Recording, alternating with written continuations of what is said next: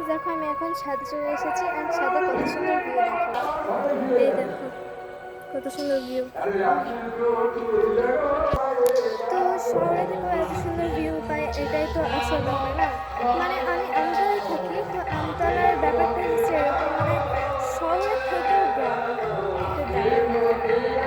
তো তোমরা হয়তো এতক্ষণে বুঝে গেছো যে আমাদের এখানে কীর্তন হচ্ছে, যে দুটোটার ভিডিওটা দিয়েছিলাম সেটা দেখে হয়তো বুঝতে পেরেছো।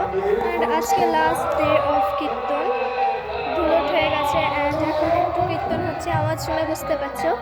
আমার গলার আওয়াজ পাওয়া যাচ্ছে কি বুঝতে পারছি না। অ্যান্ড দেখো এখানে মানে কীর্তন হবে, কিছু খাওয়ার জন্য কোনো ব্যবস্থা করবে না সেটা কি হয়।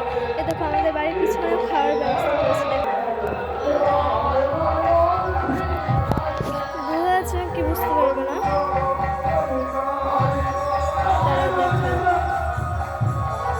এই যে তো খাওয়ার ব্যবস্থা করে দিয়েছে।